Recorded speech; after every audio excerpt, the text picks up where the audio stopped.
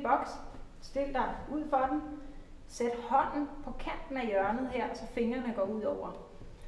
Så vil du have albuen ind på maven, så langt nede og så langt inden, du lige kan få den.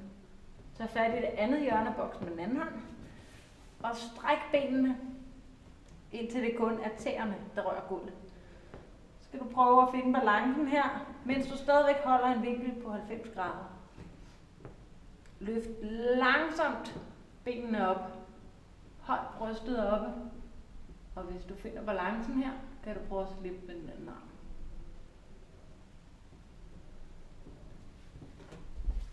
Fyr den af.